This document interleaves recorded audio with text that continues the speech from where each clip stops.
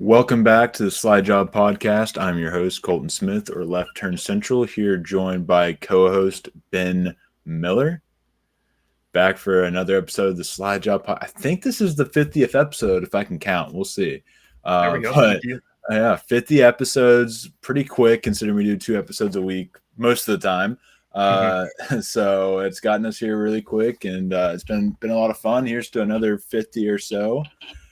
This one, we actually have probably a pretty quick slate here today. We want to talk a little bit about NASCAR 25 and all the huge news coming out about that. We got gameplay trailers. We got really good hype trailer. Then we also have IndyCar returning to a NASCAR track and doubling up with NASCAR that weekend.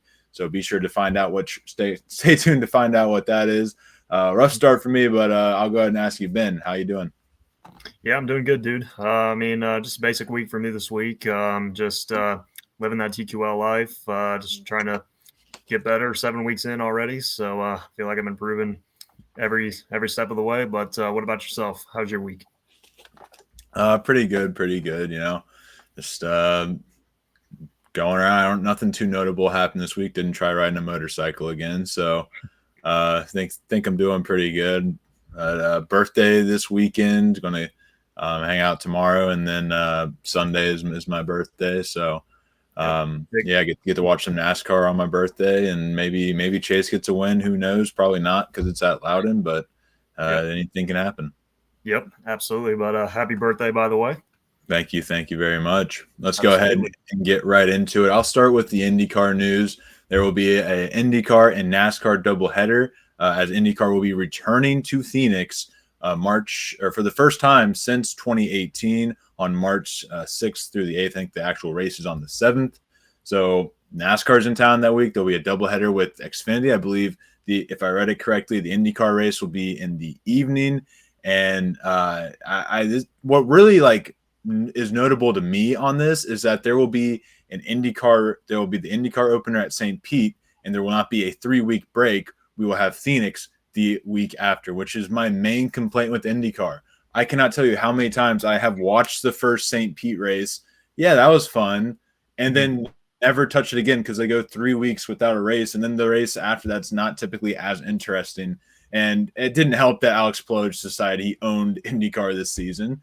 But it just also doesn't help that you have that weird gap. Like, imagine if the NFL started the season week 1 and then went 3 weeks without playing. Like, that would just kill all the momentum of the season. You can say that about any sport. So love that they're getting that. And also I realized in the making this that, oh yeah, that's right, the Xfinity series will be called the O'Reilly series. And guess what? Just like everyone called the Xfinity series nationwide, and I was like, no, it's Xfinity.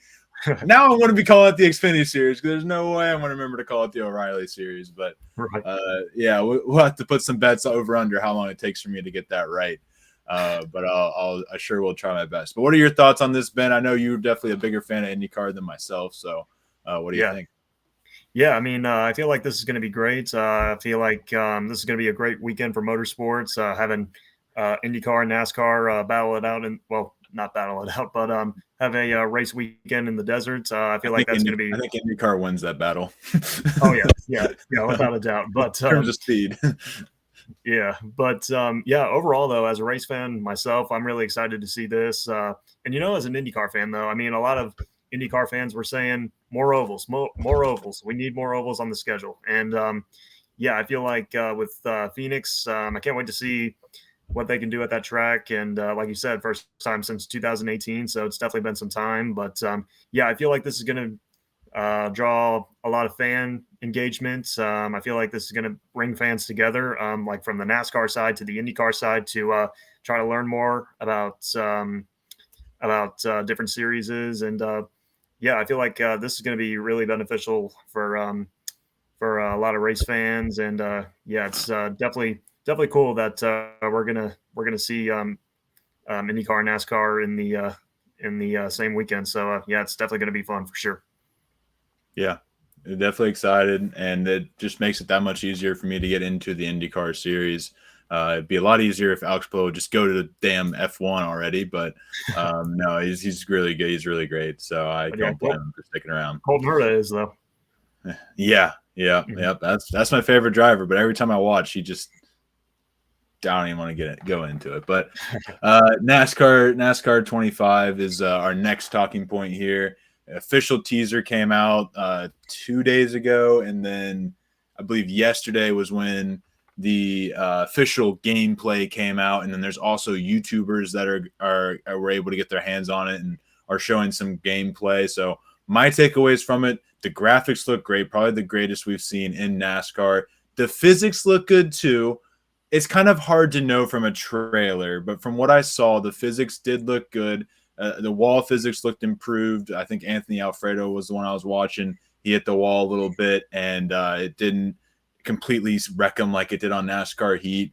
Additionally, I just remember kind of thinking the same thing on NASCAR Heat 4, and they were improved, but they weren't necessarily good. The AI is where I'm a little iffy about. There were some instances where the AI looked great. They were running all these different lines that were realistic. And then there was one at Texas where they were just like driving around in a train.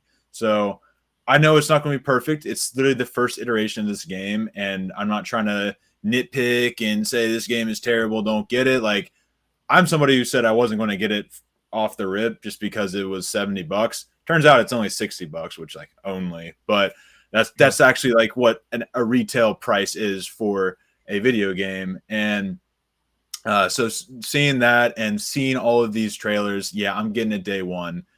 Who knows? Maybe even making a series on the channel over it. That'd be pretty cool. But yeah, a lot of little details like the sound design, the lighting. If you're facing the sun, there's a glare. Even if you're on the outside of the car cam, the car cams look improved. The pre-race stuff is cool. It's going to need to be improved for the second game because it's not like it's cool that we have it because we didn't really have it in any of the NASCAR Heat games, but they need to take some notes from F1 Madden. I feel like they just set up the game a lot better. Madden did a really great job newly this year at setting up the games with their presentation. So take some notes from that. Give me some more feel of like this race is about to start. Get me excited. But I do love the little cutscenes in the car, getting it revved up, start your engines, and all of that. I love that aspect of it. Definitely taking some from F1 there. And last but not least, and I'll let Ben talk. I will be drooling when the career mode deep dive drops. The little flashes I saw of the UI, I guess you would kind of call it, or the HUD, whatever you want to call it.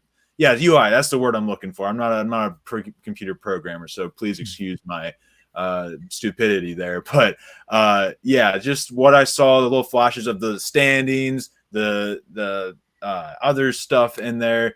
The menus look great.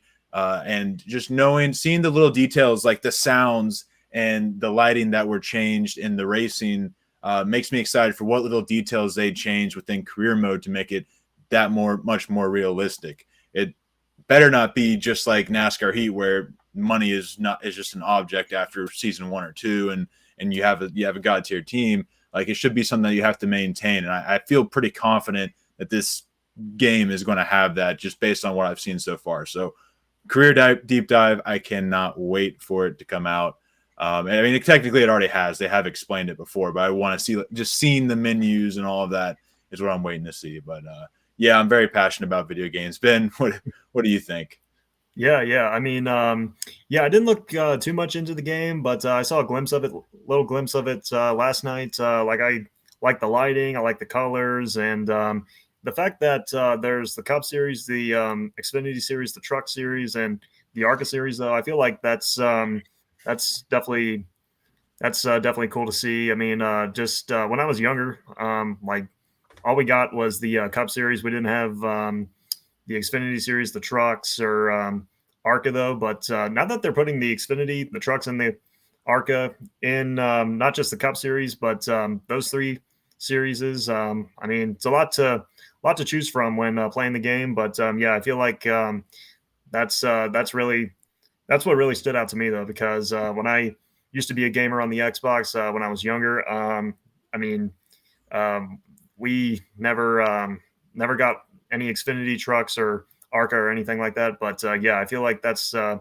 to be cool to see. And I just need to get back into video games. I just need to get myself a Xbox 360, or not a 360, Xbox Say One or good luck with that.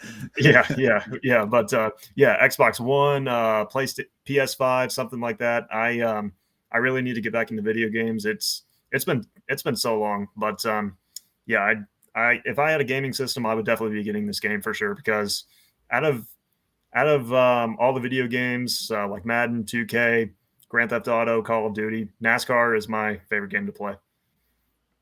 Yeah, yeah.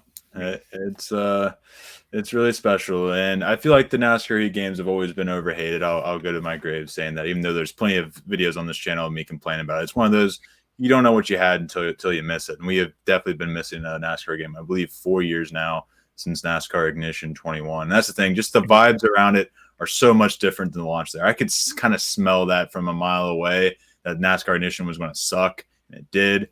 I guess hindsight's always 2020 though. But enough about video games. I'm sure there'll be a lot coming out. We're already under a month away from the release. I didn't even realize that. Very excited for that to come out.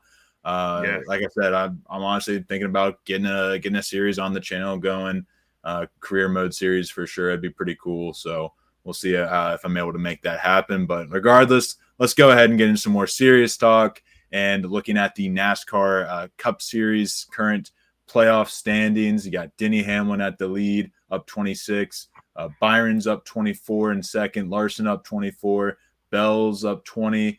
Blaney up 19. Briscoe 10. Elliott 5. And Bubba Wallace just 1 point above the cut line. Cindric, Logano, Chastain all 1 and 2 points behind the cut line. And Reddick 3 points behind the cut line. So the moral of the story is nobody here is safe. Nobody has an insurmountable lead with 3 races left. So not really much to take away from that. Hamlin's got a mulligan. Byron and Larson, Bell probably all have a mulligan. And then I see Blaney and Briscoe could especially Briscoe, could be out by the end of this race. So not that I think they will, just saying how close things are.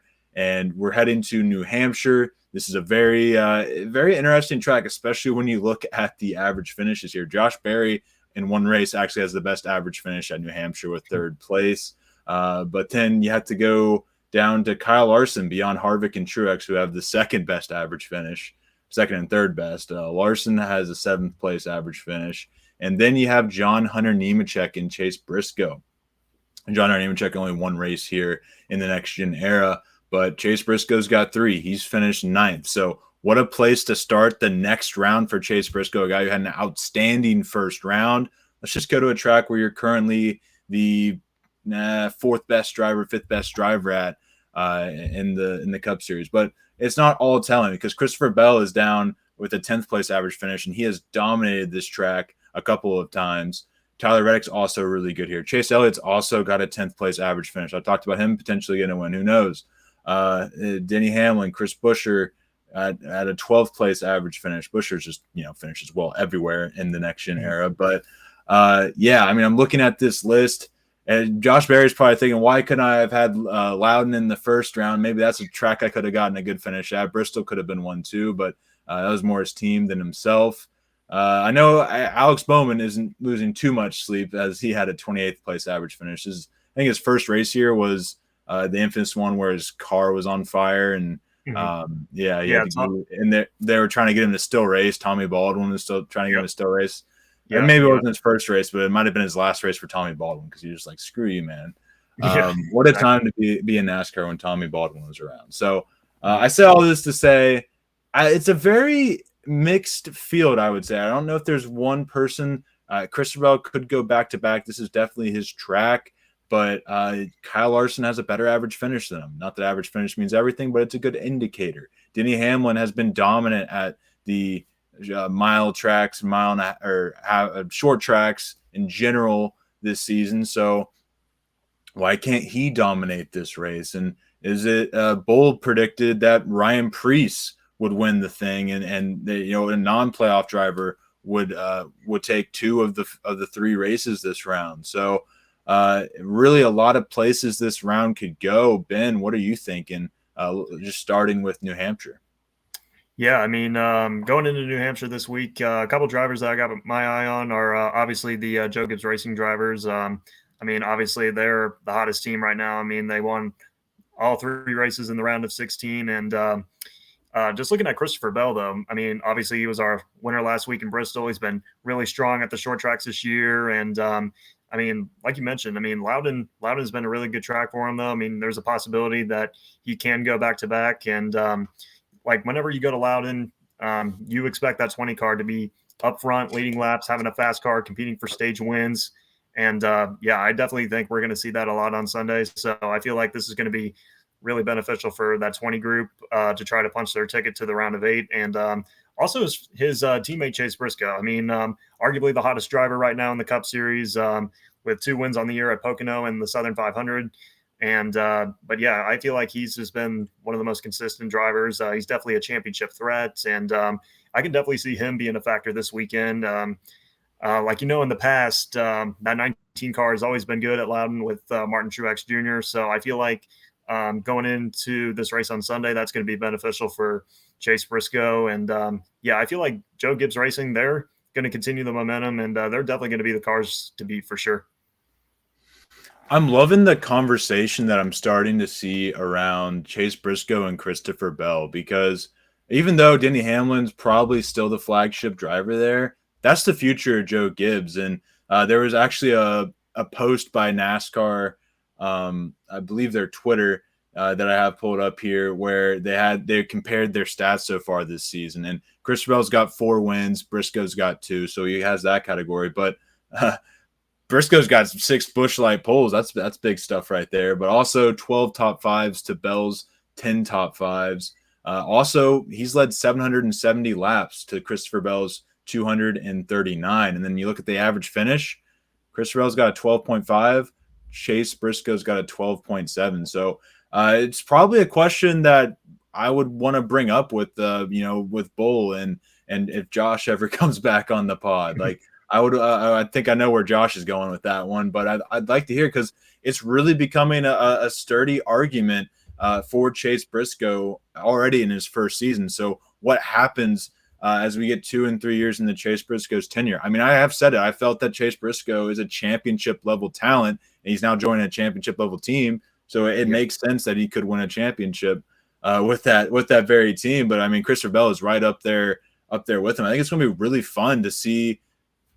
I'm not. This is crazy. I guess this is my overreaction for this episode, but kind of a Jeff Gordon, Jimmy Johnson dynamic ish. I mean, once Jimmy started, like, Jeff Gordon's championships stopped. But Right.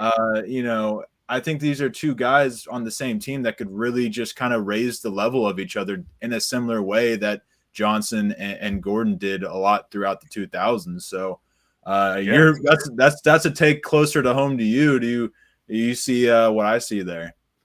Yeah, I can. I can definitely see that, though. I mean, you're talking about 2 guys who are in their primes right now at Joe Gibbs Racing, and yeah, I mean, they're just absolutely dominant. They're consistent. They're always up front, competing for wins. And but yeah, that's an interesting comparison. How you compared that to Jeff Gordon and Jimmy Johnson, though, because I can definitely see that today for sure.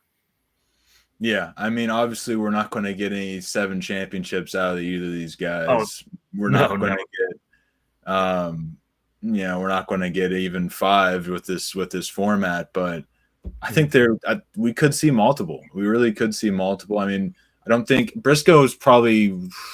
Is he over 30? He's probably over 30. I think.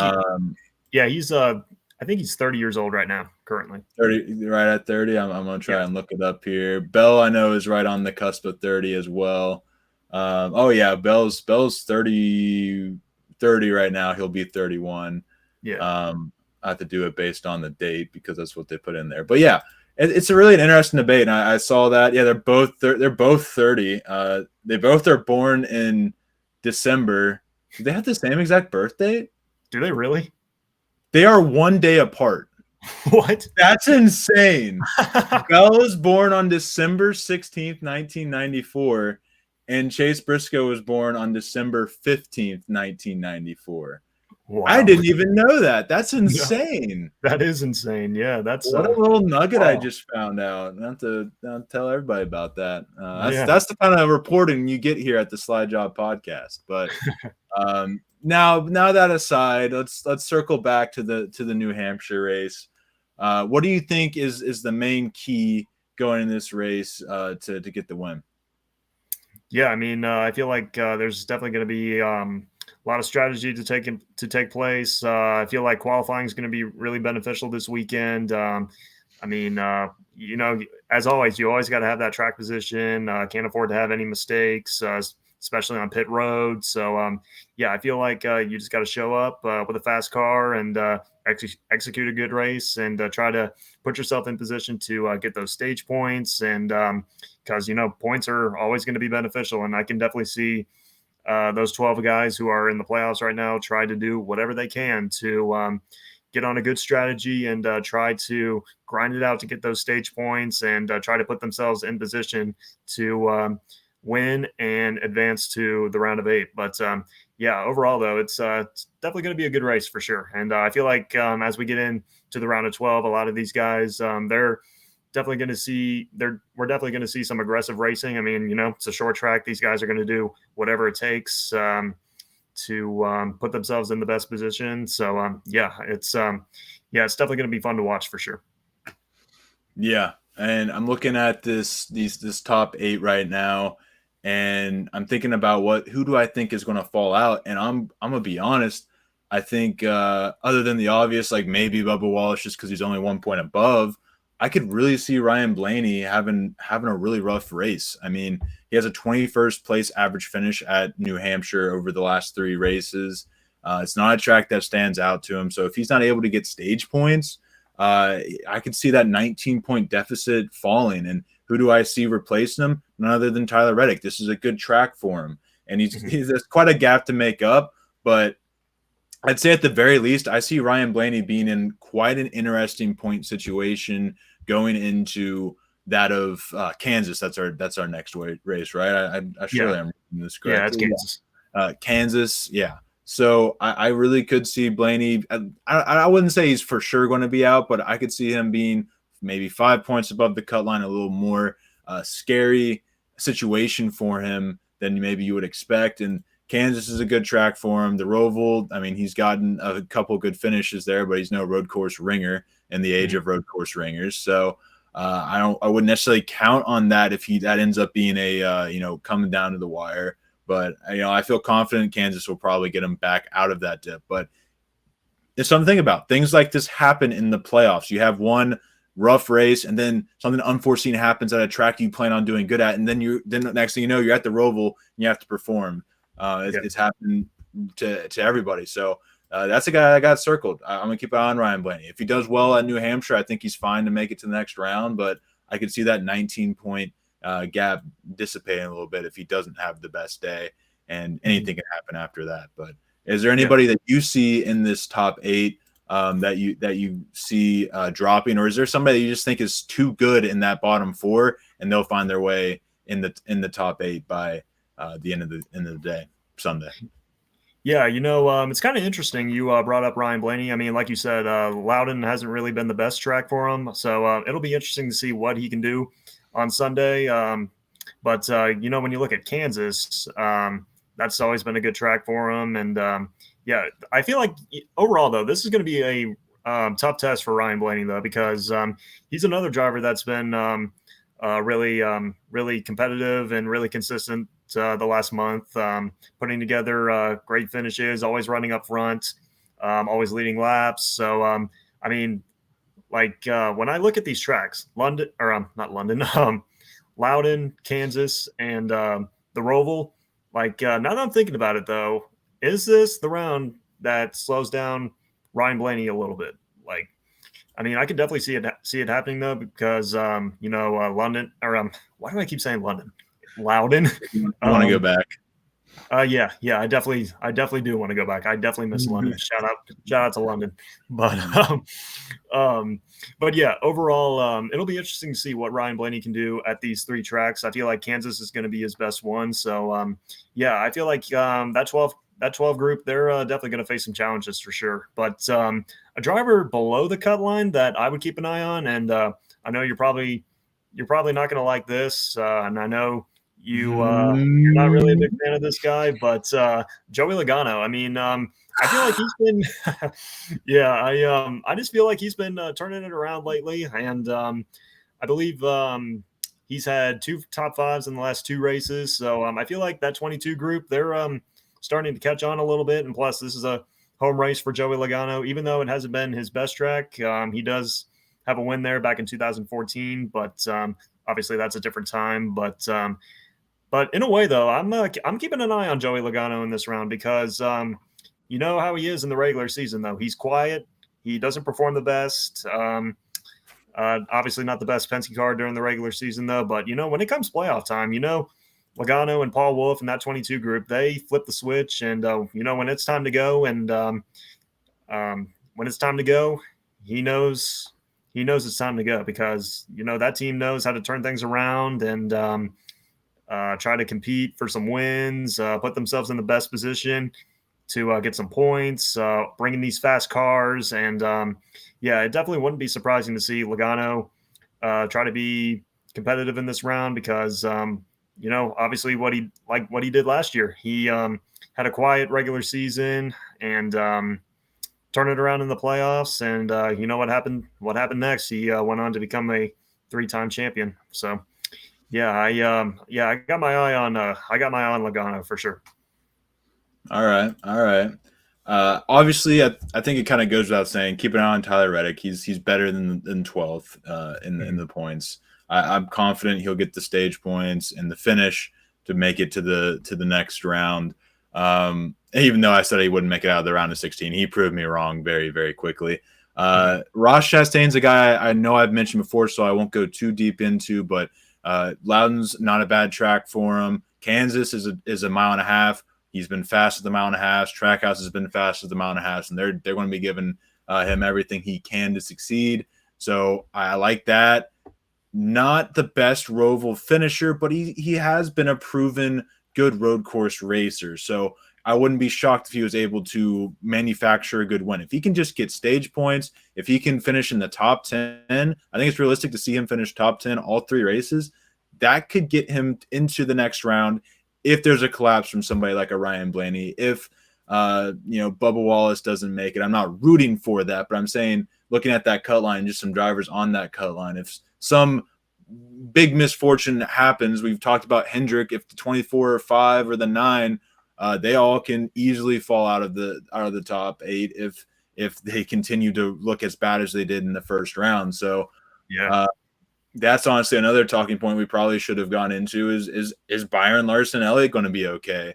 They look fine with their points lead now, but they did not look that great in the first round outside of Gateway. Maybe the 9 and the 5 showed speed. So I don't know. We'll just have to wait and see on them, see if maybe they shake it off at Loudon. But that's another talking point too. Will Hendrick be able to stay in? So plenty of talking points to go over, but let's start to narrow it down to this Loudon race here, more specifically who you got winning. I do want to say you've predicted in the past a Legacy Motor Club win is on the way. You have bestowed that upon us.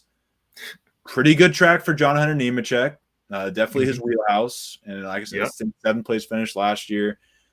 He has been kind of the lead driver in this recent resurgence from Legacy Motor Club the last couple of weeks. I think he might have like a couple top 10s in a row, if I'm not mistaken. Maybe he didn't finish top 10 at one of them, but really fast cars since the playoffs started. Who do you got this week? Yeah, obviously, I feel like this Sunday it's definitely going to be a JGR show. I feel like I'm going to keep an eye on those Toyotas because they're going to be fast. Hamlin, Briscoe, and Christopher Bell, they've been really strong, obviously. But, I was going back and forth on this one. I think I am going to go with the 20 of Christopher Bell. I feel like that team is picking up at the right time. And we obviously, with that win last week in Bristol, that's momentum as we head into New Hampshire, another track that he is absolutely dominant at. He's won 2 of the last 3 races there. He's always fast, always up front, always getting these stage points. So I feel like this Sunday we're definitely going to see that. So and overall he's just been really strong at the short tracks this year. So go ahead and give me Christopher Bell to punch his ticket to the round of 8 and gets win number 5 on the season. Well, Ben, we think alike because I simply looked at how, well, the last time Christopher Bell won, he won 2 races after that, right? Regular season race, of course. And then here we are at probably the track he's shown the most dominance at consistently year to year. Yeah, give me the 20. Give me Christopher Bell to go back-to-back, punch his ticket into the final 8, and say, hey, Chase, checkmate. Or Chase Briscoe, that is. You got to catch up, buddy. No, but yeah, I like JGR. Anybody in JGR, you can even throw in John Hunter Nemechek as a dark horse guy. Was what I was alluding to earlier. I think Toyota is going to continue their domination. Ford won the first 4 races last year and went on to win the championship, and I think history might be repeating itself here. So give me history based on this one, and I got C Bell in the 20. Winning again at Loudon. All right. I like it. Well, I think that's really all we got for today. A shorter episode to make up for the longer one on Monday, I suppose. So is there anything else you want to get out there for wrap up the show here? Yeah, I mean, let's go Legacy. And Jimmy Johnson, happy 50th this week. Happy 50th, Jimmy. We know just 2 legends on the same birth week. Just how it works, man. I'll have 7 championships soon enough in NASCAR 25. Thank you for listening. Be sure to leave a like, hit that subscribe button if you guys enjoyed. Like I said, might have a NASCAR 25 series coming out in the next month or so. So be sure to come watch that. And follow me on Twitter at LFC__99. Ben at Ben Miller PXP. Also follow the CX Podcast Network on Twitter. Actually follow us on YouTube as well. Subscribe, whatever. We just had a really cool interview with the men's soccer head coach, Tom Poitras, man. Really, really great interview there if you guys are curious about that. And yeah, that's all I got. See you all in the next one. Peace.